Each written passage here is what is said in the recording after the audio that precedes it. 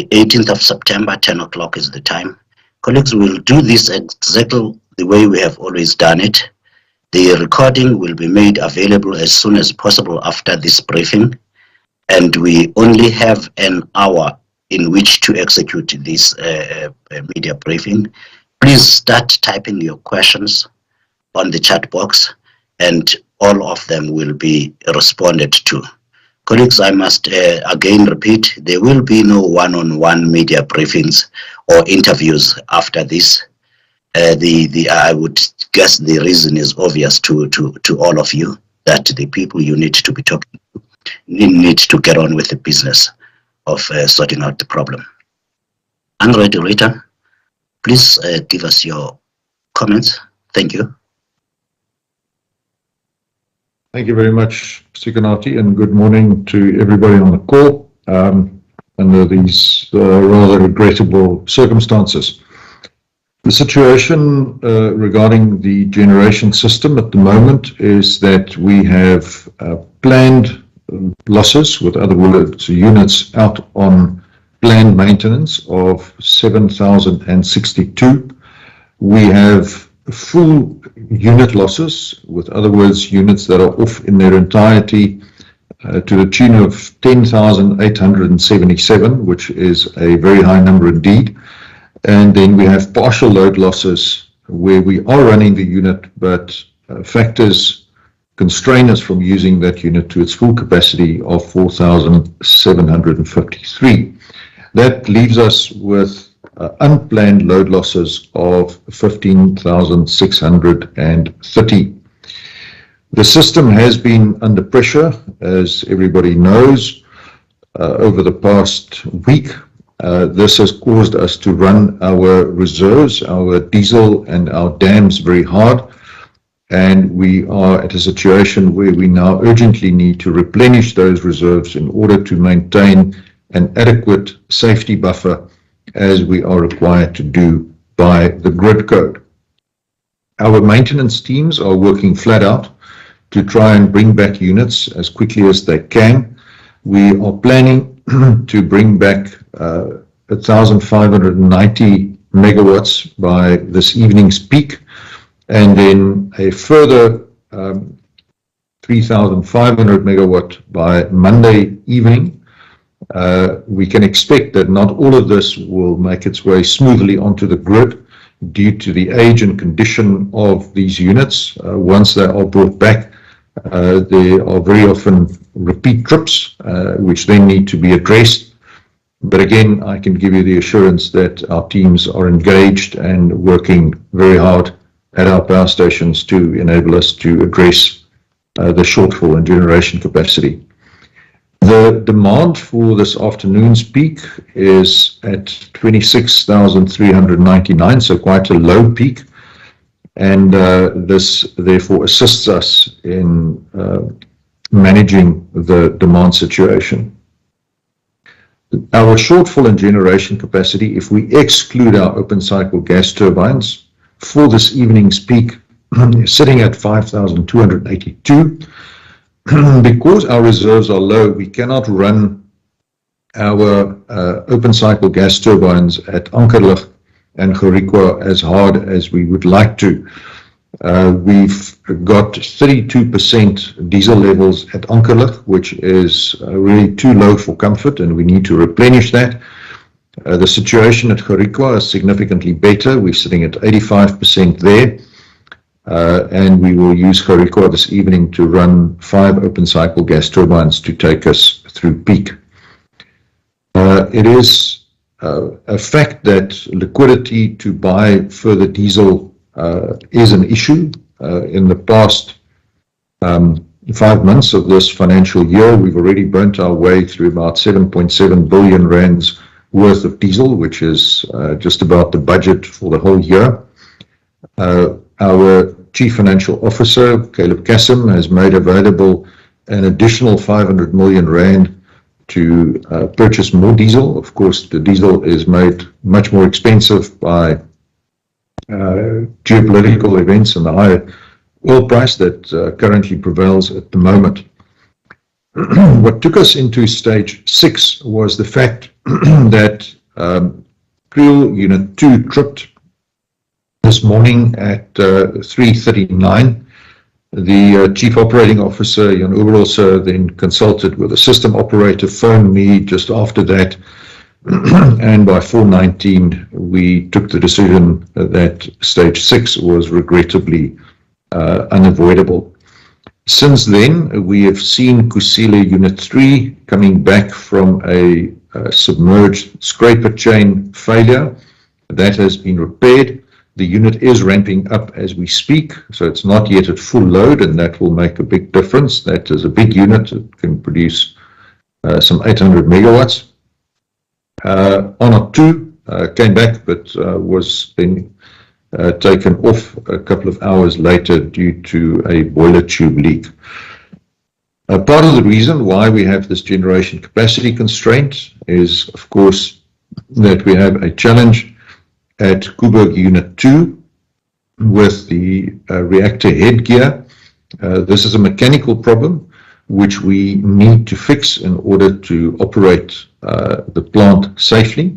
I can give South Africa the assurance that we are being extremely cautious, and we are consulting very closely with Framatome, the contractor who is on site, and their experts based in France, as well as by the World Association of Nuclear Operators, to ensure that we comply very strictly with all nuclear safety protocols as we test this unit, and we will not bring back that unit if there is any risk at all. So we are being very cautious there. One of the obvious questions to ask when one thinks about load shedding, particularly stage 6 load shedding, is whether there is any evidence of sabotage. At this stage, I can give the assurance that we have not seen any evidence of untoward activity leading to this spate of trips. We did have an urgent board meeting yesterday, also with Minister Bourdon in attendance, and we discussed further steps to be taken. Tomorrow we will be approaching the market to procure whatever megawatts are available on an urgent basis.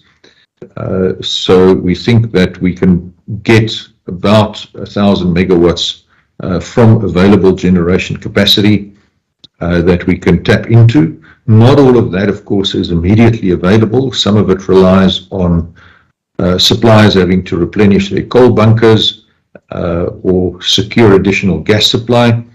But in the case of IPPs, we have a very high degree of confidence that we can urgently procure more megawatts. There may be a question as to the implementation of the presidential task team's recommendations, which the President announced on the 25th of July. The National Electricity Crisis Committee, which consists of a number of ministers, has been operating very well. We've received a lot of support. There are 8 work streams identified that are functioning well under the project management of Operation Bulendlela in the presidency. So we're getting very good support there. But unfortunately, implementing these recommendations will take time. So the procurement, for example, of further large-scale generation capacity will take a considerable period of time. In the interim, we would really wish to appeal to South Africa to use electricity as sparingly as possible. I've already requested municipalities in South Africa to assess where they have non-critical loads that can be switched off.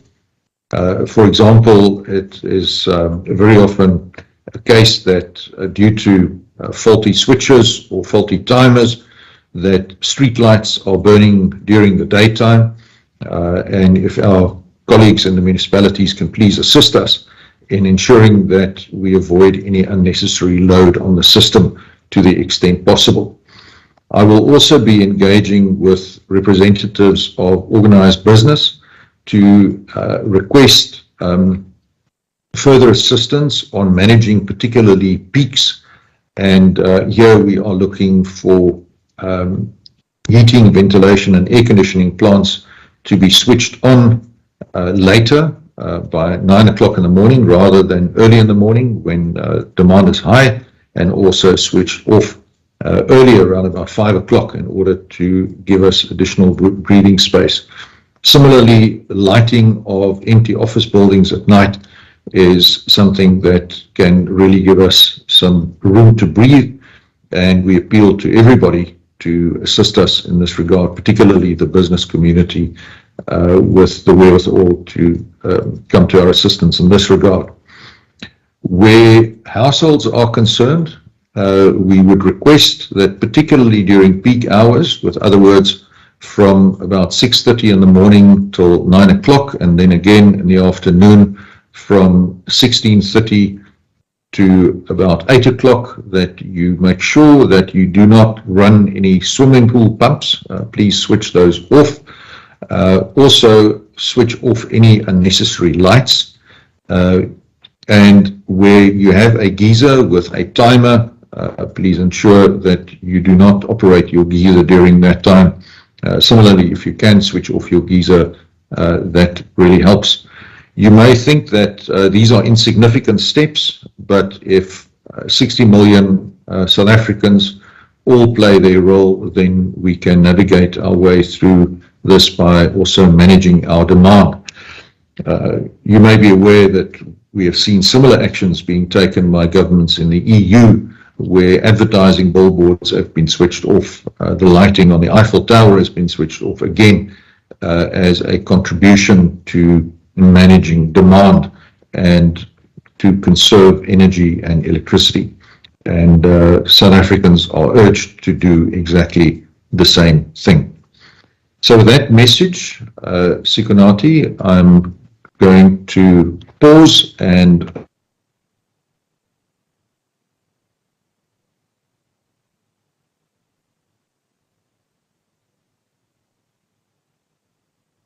thank you, André. I seem to have lost you. Jan Oberholzer, are you able to give us your update here, please? Yeah, thank you, Sikonati. I just want to confirm, can you hear me? Yes, I can. Okay, thanks.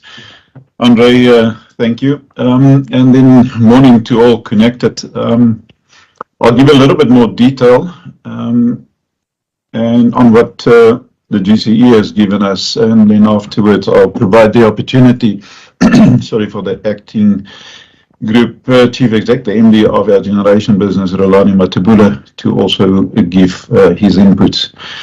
Now, if we look at what happened the last week, and I'll just give high-level overview. On Monday, while we had stage 3 load shedding implemented, we unfortunately had 7 breakdowns, which total of 7 generating unit breakdowns, totaling just about 3,000 megawatts. Now, some of these generators did return during the day. So on Tuesday, we had stage 4 load shedding implemented, and we had an additional 8 generators, that we had to shut down, just totaling under 4,000 megawatts. Now, 6 of those 8 actually did return, or not exactly the same ones, but 6 generators, if you also take the previous day, did return.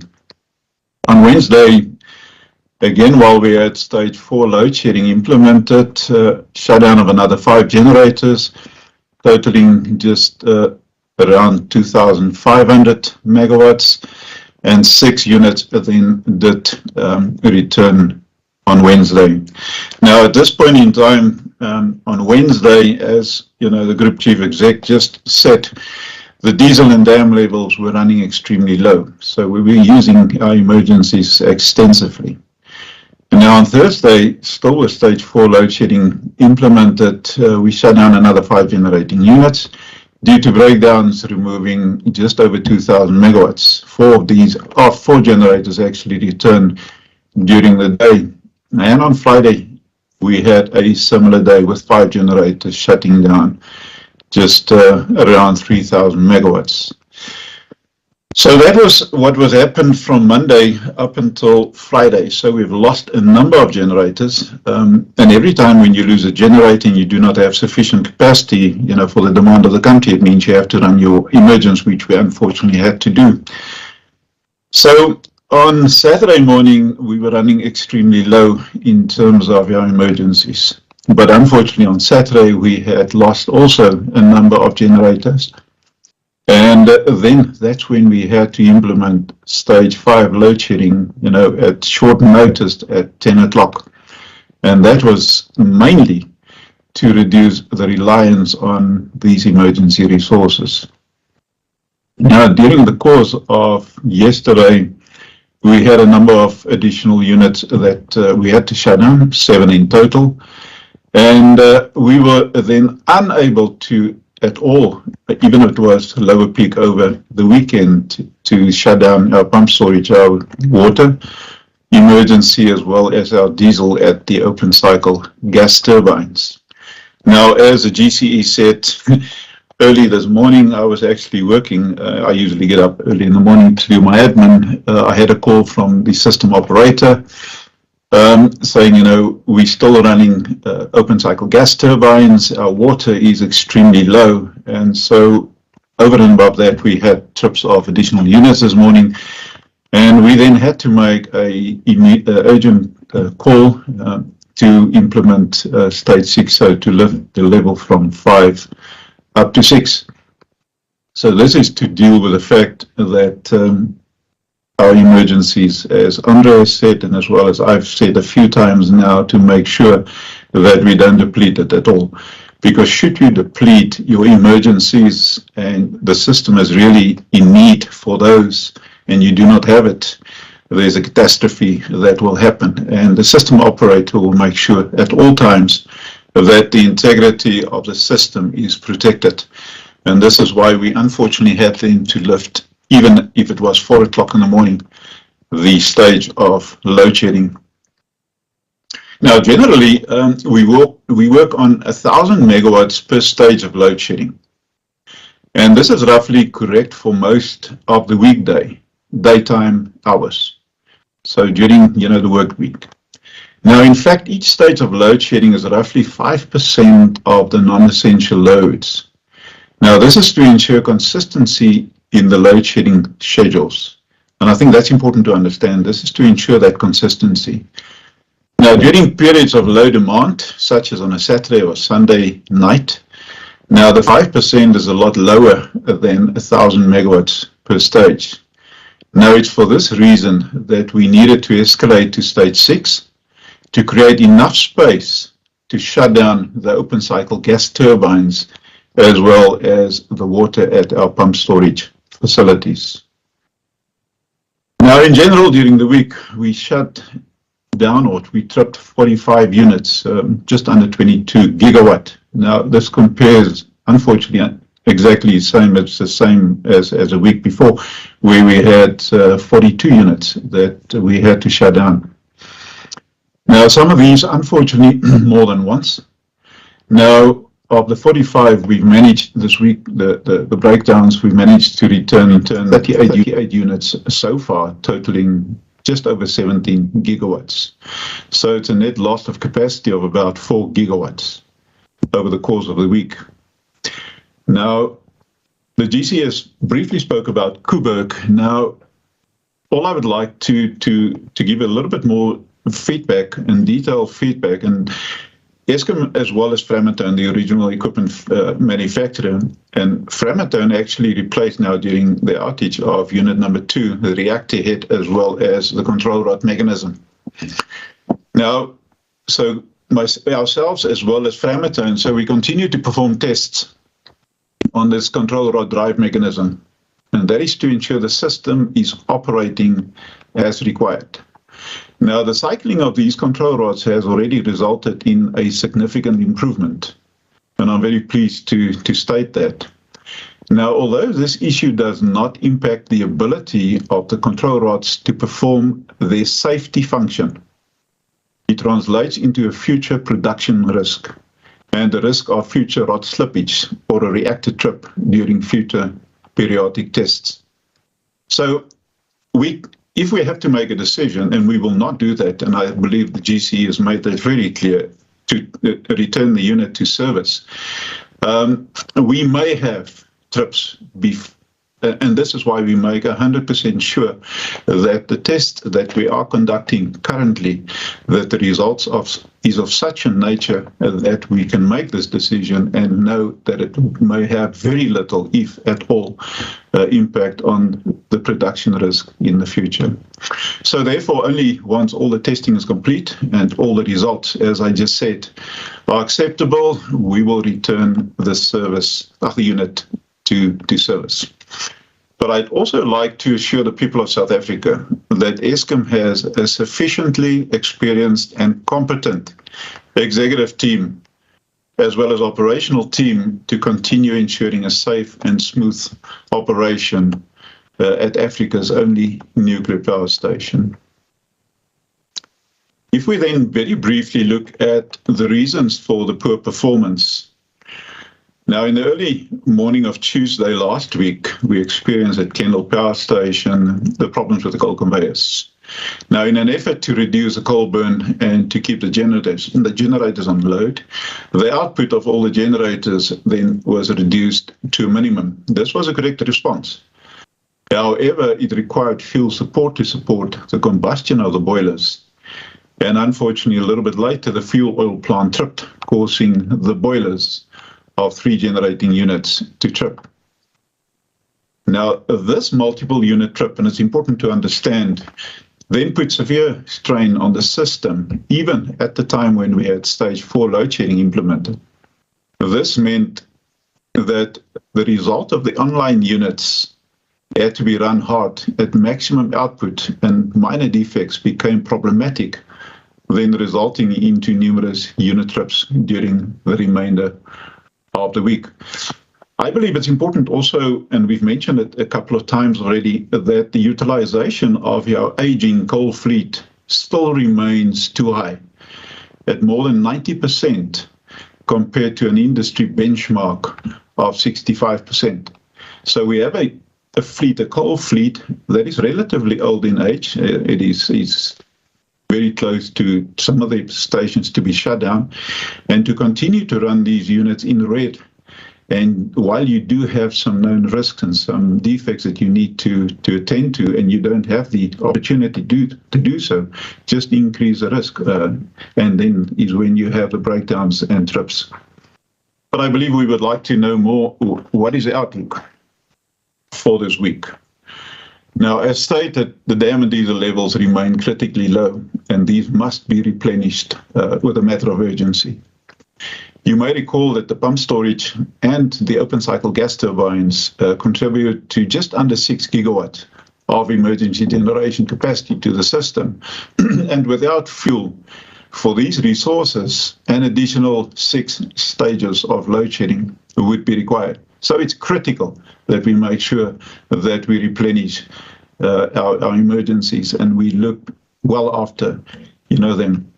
So the reliance on diesel generation, particularly this weekend, has drained these diesel tanks at the open cycle gas power stations. And since the fuel, as stated earlier, is transported mostly by road tankers, the diesel tank levels are only expected to be replenished to normal levels later in the week. The implementation of stage 6 load shedding currently, we trust that by early tomorrow morning, the dam emergency will be well looked after, and we may have dams that is very close to full. So that is what the aim is for today. Unfortunately, diesel is not going to be that easy. Now, the Group Chief Exec spoke about what is returning today and what's returning tomorrow. But if we look during the course of the next, say, 5-6 days, we are expecting 18 generators at various of our power stations, which is just above 9 gigawatts, to return to service. Now, I can assure the public of South Africa that all hands are on deck at the power stations, ensuring the successful return of these units. I personally visited 2 power stations yesterday, and I was very pleased to see the leadership of the power stations on site and providing the necessary leadership, visible leadership, as well as support, to the operating staff. So colleagues, well done. Please keep it up. Now, we are currently, and it's also important to just mention this, we're currently running 10 generators at various stations with known risks. And this is totaling just under 6 gigawatt. So while we're having a very difficult time, we are running generators because we do not have the luxury to take them off and fix those aspects that need attention. So we're running with units at risk, of which 4 of these, just under 2 gigawatt, are running at high risk. So looking ahead, stage 6 load shedding will remain implemented until sufficient generating units are returned to service and the emergency reserves levels have been replenished. Now, we are not yet able to make a firm commitment as to when we will be able to ease the current stage of load shedding. Depending on what is happening today, we may be able to drop a stage of load shedding, although I'm making no commitments at 5 o'clock today. So it will depend on the replenishment of the emergencies as well as a successful return to service today. I can just assure again the public of South Africa that the system is monitored closely, and as soon as the situation allows, the load shedding stage will be eased. So, André, that is what I'd like to just add to what you have given the public. And Rulani, if I may ask, if you do have any other detail that you would like to share, please do so. So, thanks, Sikonati. Yeah, good morning, colleagues, and thanks, Jan and Sikonati. And I'm squatting at a power station here, so my picture may not be that well. But I would not want to talk to many of the issues that yourself and André have spoken about. I think it's a mouthful. It covers all the issues that we are dealing with. I just wanted to use the opportunity and to give feedback on planned outages. There is always a question on whether are we getting value from our planned outages. And I want to give a feedback on units that were on outage that we have returned in the past 6 months. Units that we have around 10 units that we had taken for major overall that returned in the past 10 months. Unfortunately, 2 of those are still off, which is Duva 2 and Quebec. So that leaves us with 8. And I just want to take a moment just to give feedback on what has been the status of those units up to now. Kendall 2, it was one of the units that returned in the space of 6 months from now. It's running. Arnott 3, unfortunately, we had to take it off for a tube leak. And Krill 6, it's running. Kosile 3, we unfortunately had to take it off for an SSC 2 days ago, and it's back now. El Letabo 5, it's running. Camden 4 tripped yesterday morning due to a failure on an electric feed pump. That resulted in an electric board failure. And the team is busy returning it. So what I'm trying to indicate is that there is a level of reliability on the plans that we are taking out for major general overall. And I know that many a time when we are sharing our feedback on outages, we show a bigger number, which obviously includes short-term outages, 7-14 days, where we do inspections on our critical plants, turbines and boilers. But where we have gone in to do philosophy maintenance, this is the units that I have just given feedback on. These units are on load. Some of them have got minor load losses that are mainly due to common plants, the likes of our cooling towers, which we are still refurbishing, and our ash plants that we are still refurbishing have impact on these units. However, what the message I want to give is that for the units that we have taken on major overall, 8 of them, these units are running and are showing the reliability that we actually expected. So, Jan, that is the message that I wanted to just give over and above what you have shared in detail today. Thanks. Thank you, Rulani. I believe it's over to you. Thanks, Sikunati. Thank you very much, colleagues, for that update. There is a colleague, Mercedes Besant, who raises her hand. Mercedes, please may I request you to write down your question on the chat box. All of the questions will indeed be responded. I shall start right now and read the questions that we have. Ferial Hafiji of Daily Maverick, yours is really a request to put the chat the chat of unit breakdowns on the data portal.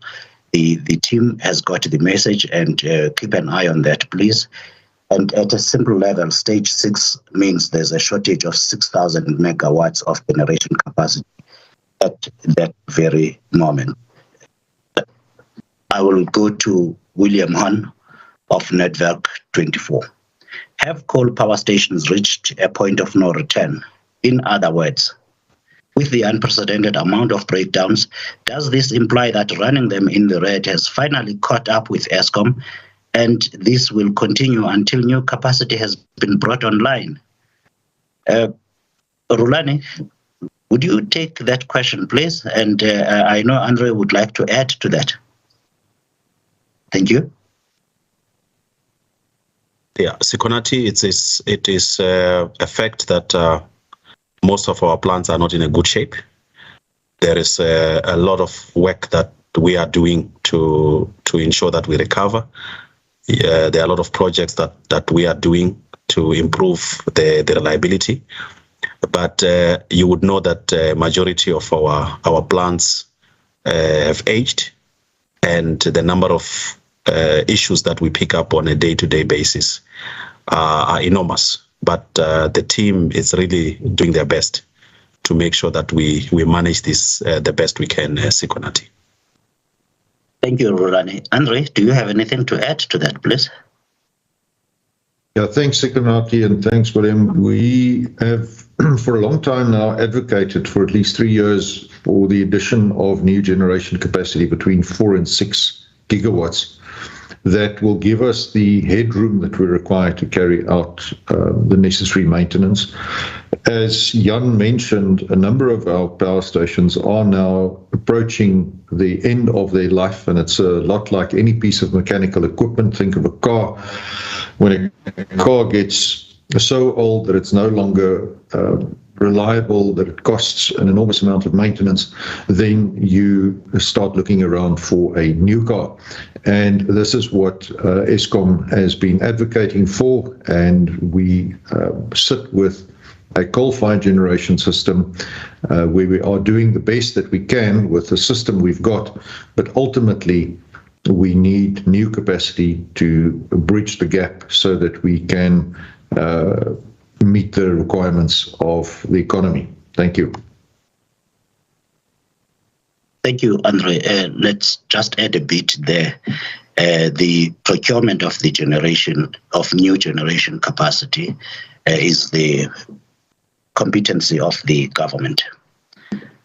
Ferial Hafiji has another question. Ferial, I'm afraid your first one I'm not clear on. Is there a state of the system report data today or yesterday, please?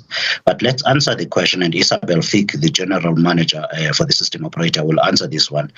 When was the last black start planner or planned, and what is the last stage of load shedding planned for? Isabel, when last did you perform a black start test? And please, can you tell members of the public what is a black start test? Thank you. Good morning, Sikonati. Good morning, everybody.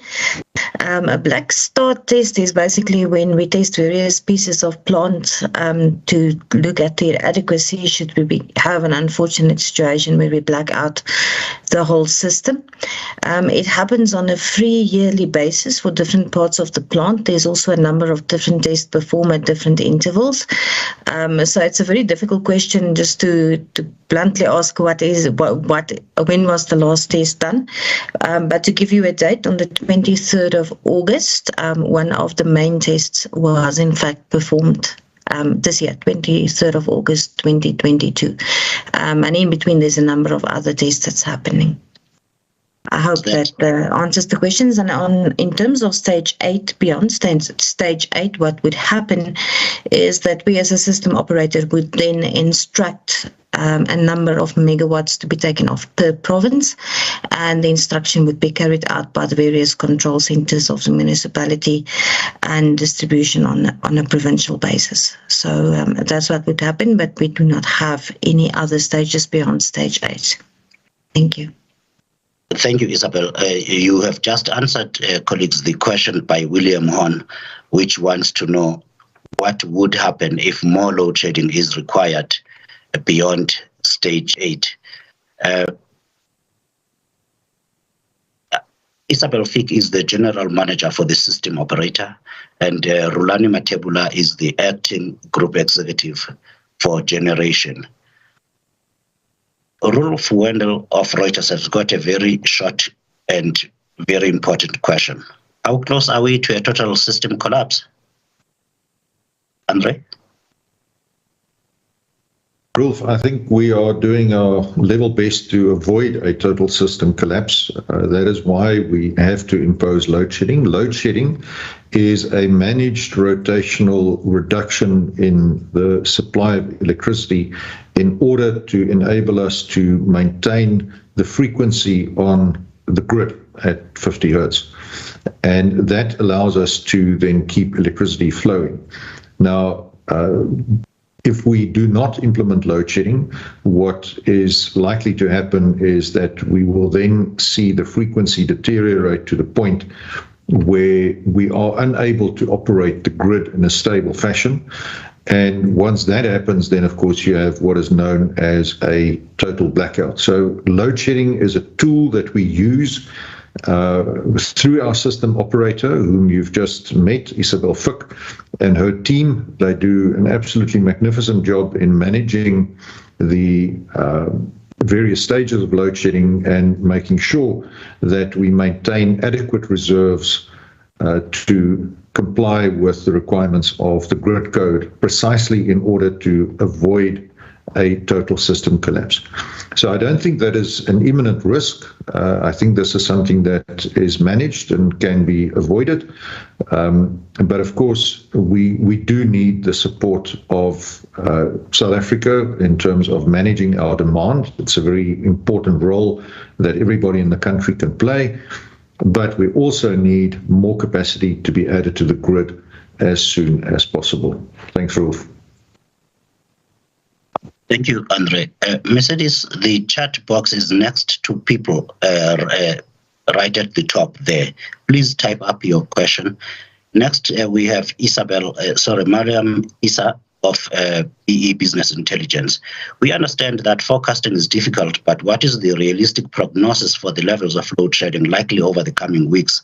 Is there any risk we will move to stage 8 and beyond? Mariam, Jan and Isabel have just dealt with that. I hope you do have the answer. Your next question: are you satisfied with the progress which has been made at this stage on the President's emergency plan, and confident that its goals will be reached? In your opinion, do the key officials involved in the implementation of the plan have enough sense of urgency? Are there any obstacles? André? Thanks. I think that there's definitely a sense of urgency. We have weekly meetings that take place between 12 and 2 on a Sunday afternoon. So I think that is a fair indication of the level of urgency that has happened. Of course, there are also meetings that take place in the various work streams in between. I can myself attest to the fact that Rudy Dix and his team at the presidency running Operation Vulindlela play a very strict project management role.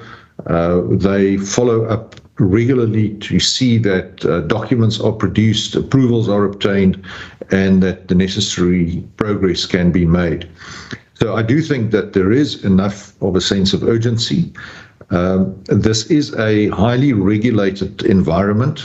We have to remain compliant. We can't just throw governance out of the window. That would not have a good result. But I think we are making good progress. But like with any major intervention, it takes longer than we all would have liked. Thanks, Sikonati. André, thank you. The next question, again, the last two from Miriam Issa. Jan, please answer this question. Is it mainly contractors or Eskom staff who are fixing the faults and the trips? Who are the contractors? How much has Ascom spent on maintenance in the financial year to date, and how does that compare with the same period last year and with the planned budget? Have the additional funds which were to have been allocated for maintenance been made available, and how much? Morning, Miriam. I don't have the details how much we spent on maintenance, but I can let you have it. I'll give the information to Sikonati, and he can just post it. Your question, it is a combination of Eskom as well, our Eskom colleagues as well as contractors that is assisting us whenever there's a breakdown or whenever we need to do plant maintenance on the units. In terms of names of the contractors, we've got a list. We have contractors, the regional equipment manufacturers. We have, contractors that we can just assist for whatever, task. So we do have a panel, or actually a list of contractors per station that we are using. So if I have to give you the names, that's going to be difficult. Now, if we take, Miriam, it's a good question that you're asking, pardon me.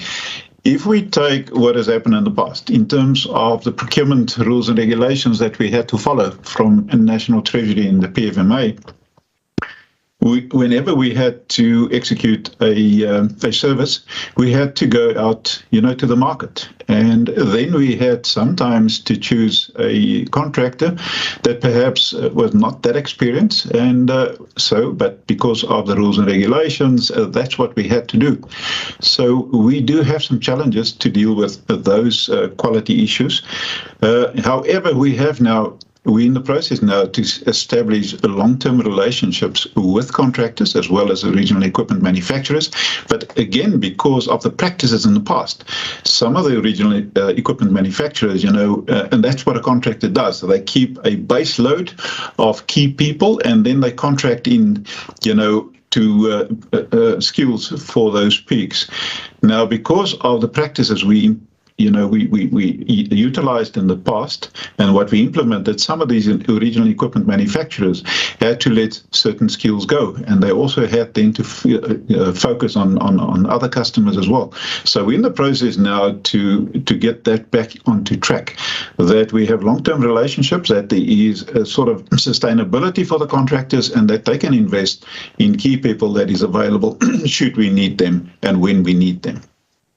In terms of the budget, yes, the CFO has made money available.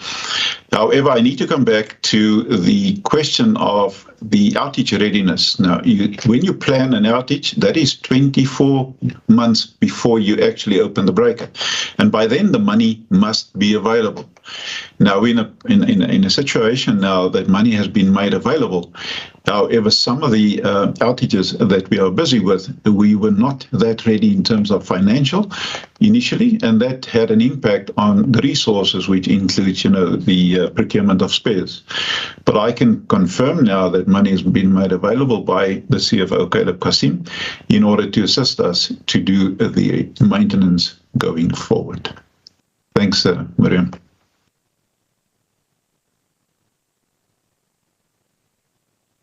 Thank you, Jan. Faisal Patel wants to know, is this current load shedding an act of sabotage? Do we have any evidence to comment on that? Please, André, Rulani. No, at this stage, we have no indications that there is any act of sabotage involved. So I would not encourage speculation in that regard. Of course, if we do find evidence, then we will share that with the law enforcement authorities as well as with the public. But at this stage, no indication of sabotage. Thank you, André. Antoinette Slabbert of a Report newspaper.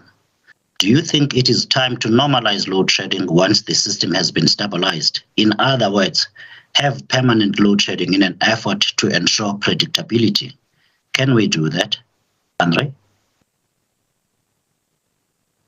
Antoinette, we have debated this extensively internally, and in a certain way, the planned maintenance that we carry out, one must not forget, also makes a contribution to load shedding, because it is capacity that we plan to take off the grid and that therefore cannot generate electricity.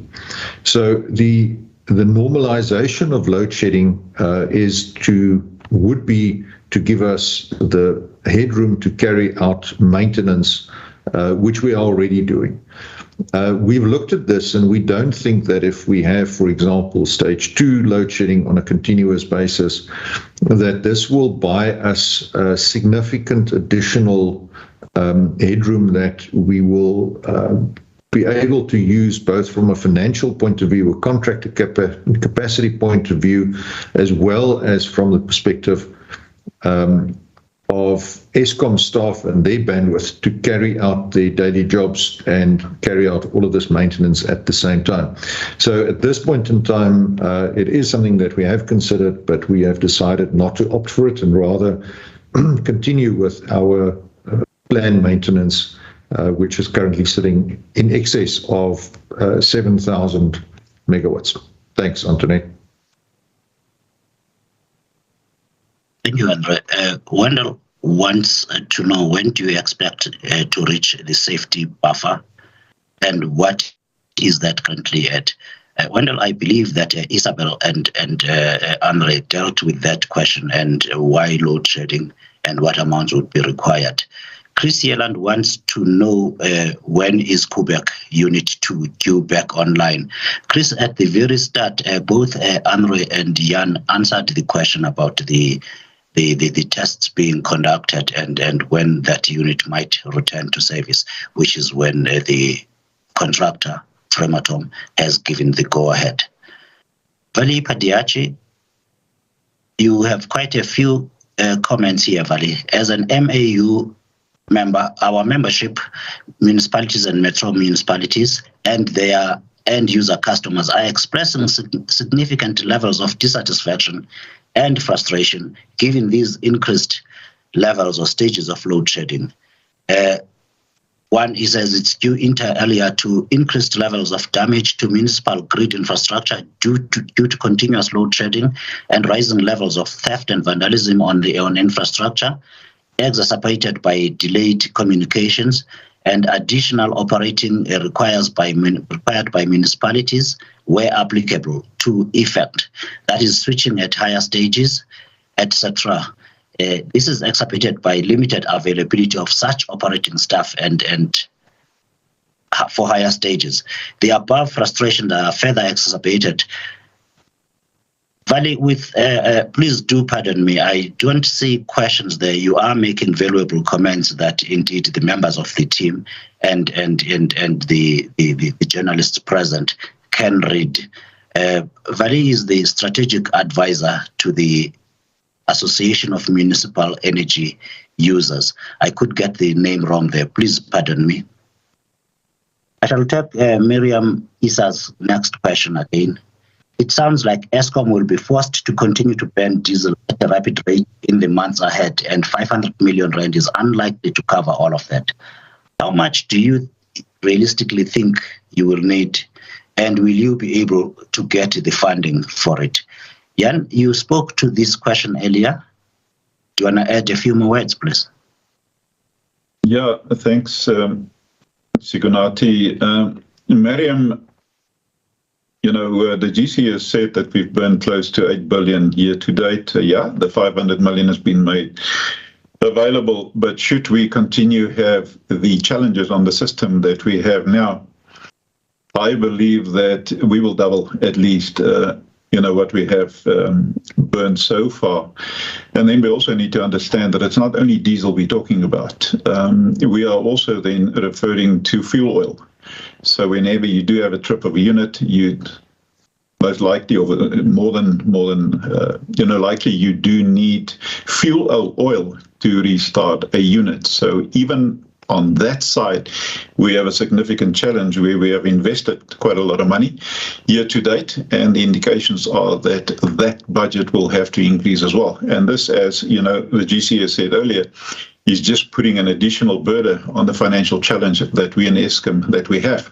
And Caleb forever and a day sitting next to me is coming in and say, Jan, we've got a cash flow problem. Jan, what are we going to do? So we are fully aware of the challenges financially as well as logistically in terms of where we are. Thanks.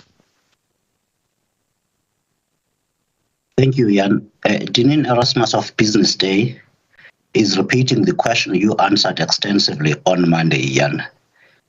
Does Ascom expect a delay on plant maintenance on Quebec Unit 1, given the recent troubles experienced with Unit 2?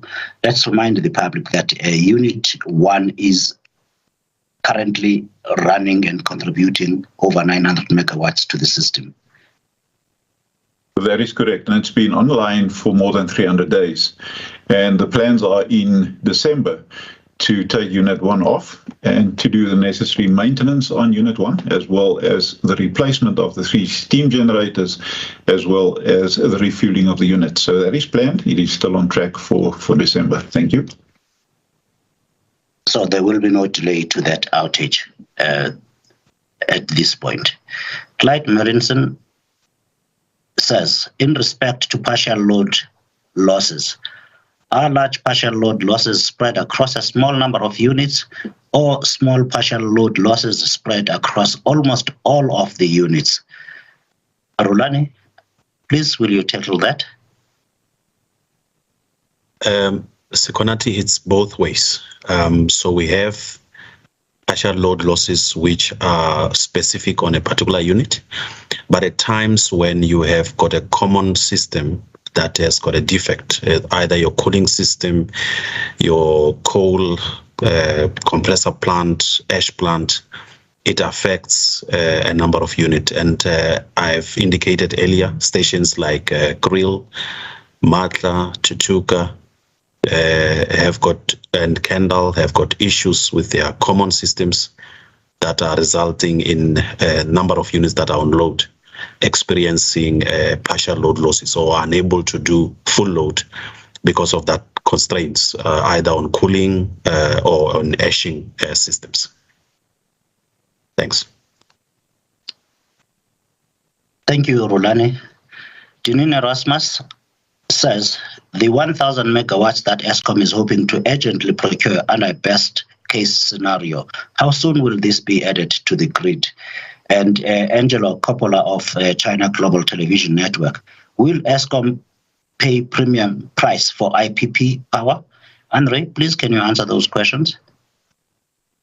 So thanks, Danine and Angelo. The way that we think about buying additional megawatts is that we will back out our most expensive electricity, which is the open cycle gas turbines. So we are looking at prices that we will be able to obtain in the market that will be competitive with our highest cost alternative, and therefore we can reduce our reliance on diesel and also ensure that on a net basis we will save money by purchasing this electricity. Of course, this is exactly the market dynamic that we are wanting to see. So when our coal-fired units return to stability and our marginal cost goes down, then the market price that we are willing to offer would also go down commensurately. So I think that this is the way that we want to make use of a dynamic market to, on a daily basis, fix prices from a number of suppliers so that they also can do their calculations and see if it is worth their while to supply power into the grid. But we are very much going to tackle this on a business basis. The companies that we are looking for to procure from, Deneen, would include existing IPPs. It would also include large industrial users that have large generation capacity, Sasol, SAPI, and the like. And from time to time, they have excess megawatts that they are able to put onto the grid, particularly if it makes economic sense to them. So that would be the parties from whom we seek to procure additional electricity.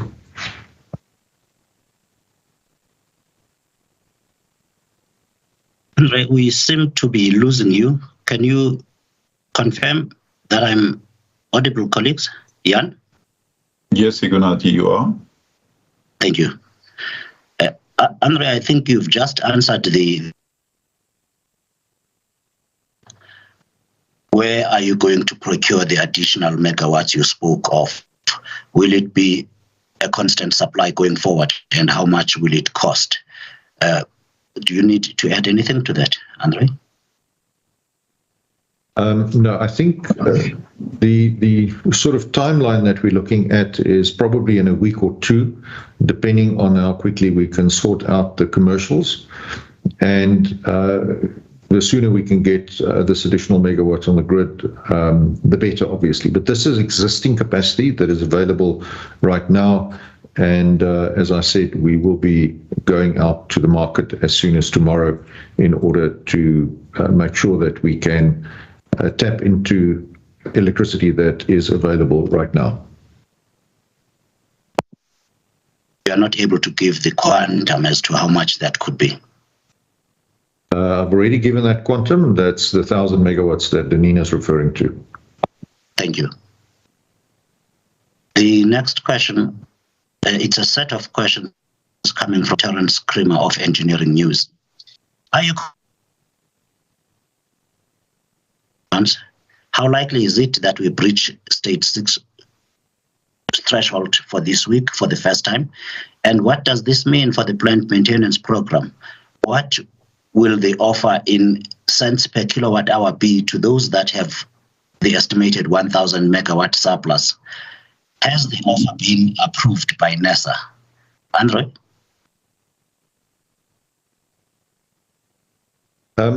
Terence, I think there is a risk, and we need to prepare for this risk, and hence the urgent need for us to replenish our reserves so that we can manage our way through avoiding further stages of load shedding. And this is exactly the reason why we are seeking to fill up our diesel tanks, make sure, as Jan indicated, that we can fill up our dams again, that we can avoid further stages of load shedding. There is a risk. I think given the current performance of the coal fleet, we cannot deny that there is a risk, but we are managing this risk to the best of our ability, using both a lot of maintenance that we're doing at the moment, a lot of repair work that we're doing at the moment, and this will then hopefully allow us to cap the stage 6 load shedding and avoid any further stages. Now, what this means for the planned maintenance program, we do not wish to repeat the mistakes of the past by deferring planned maintenance. We believe we need to continue with our planned maintenance. Also, once a unit has been taken off and it has been opened up for planned maintenance, to return it to service before the maintenance has been completed doesn't make much sense. So that is going to be our approach, that we want to continue with planned maintenance. We believe that to compromise on that right now, again, will kick the can down the road and cause us even greater difficulties further down the line. If I look at the fourth question, the offer in cents per kilowatt hour, this is going to be a dynamic market, so I can't give you an indication what the cost will be. I've given you some idea of how we are going to think about that in terms of backing out our most expensive marginal generation cost. And this is, I think, something that we will address with NERSA once we have emerged out of this crisis. Where we are at the moment, I think we should proceed with the full support, obviously, of our shareholder department, which I've discussed this morning with Minister Gordon, and we will be proceeding and implementing such a program, and then at a subsequent stage we will be able to engage with NERSA also on cost recovery. Thank you, André. Jan, Dennin's question you did answer extensively about load shedding the coming week. Do you want to just, in summary, repeat what you said? And there's a question from Terence that you can.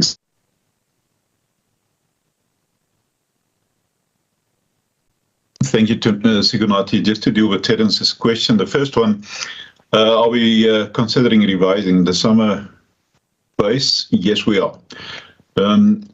In my inbox box, I have received from the system operator on Friday a proposal that will be tabled now to the Exco Operations Committee, which I'm chairing, and from there we will take it to Exco and then to the board.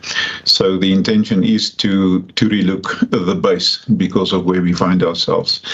And just to support what André said in terms of planned maintenance, most definitely we will continue. As André said, we are in excess of 7 gigawatts on planned maintenance, which is 15% of our installed capacity. And installed capacity in this case includes the emergency generation, as a whole. So we are really moving forward in terms of planned maintenance.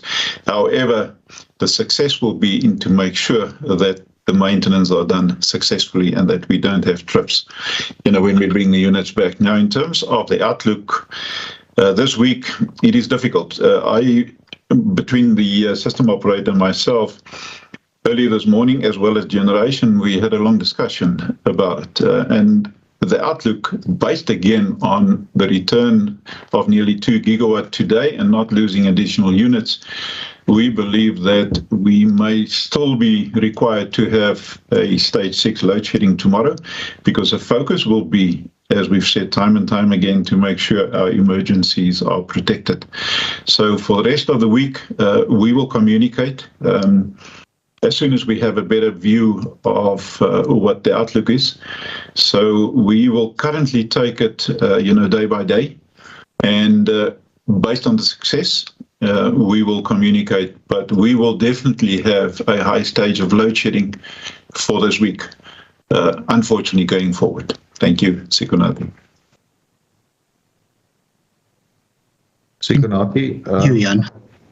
Sikunati, I think we need to start wrapping up. We do have power plants to fix, and I understand that there are many questions. What I suggest we do is that we reconvene another media briefing for tomorrow. You and the media desk may answer the questions on this media conference in writing, but I think we need to start wrapping up now, please. That's fine. Do you want to give us closing comments on that one then? Yeah, thanks, Sikunati. I think we again have to apologize to South Africa for stage 6 load shedding.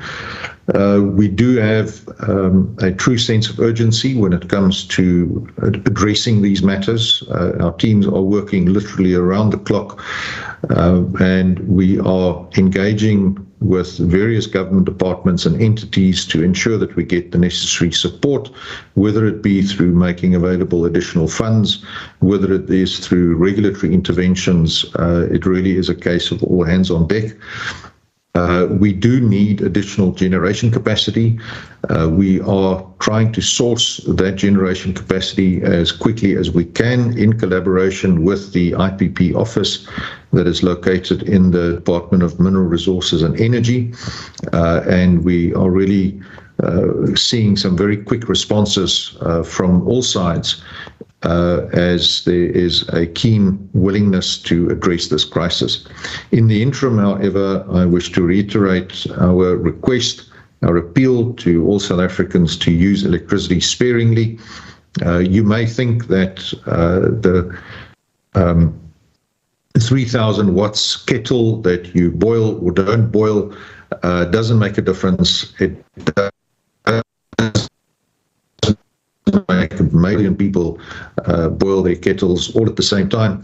So, ladies and gentlemen, if I can request that we all work together in managing demand, particularly during peak hours, while we face this significant generation constraint. Thank you very much.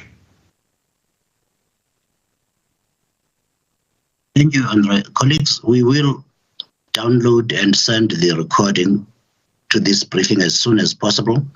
And as soon as we have any other announcement to make, we will call a media briefing to take the country to make an announcement to the country on the way forward.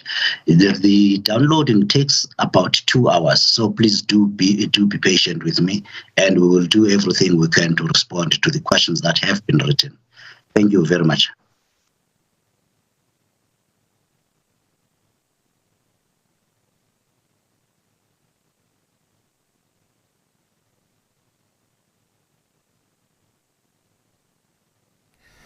Okay, we come out of that, of course, public briefing by Eskom there. It looks like there's no end in sight to our power woes as South Africans there. And of course, Eskom there was going through, some of their units that are off, some that are going through maintenance and repair work that is currently being undertook by the power utility. And that million-dollar question that was posed by one of the members of the media there, when they asked, how close are we to a total system collapse? And of course, there, André de Ruyter going as far as to answering that, they are using and have tools that are put in place to ensure that there is no total system collapse. And we continue to keep an eye on developments on that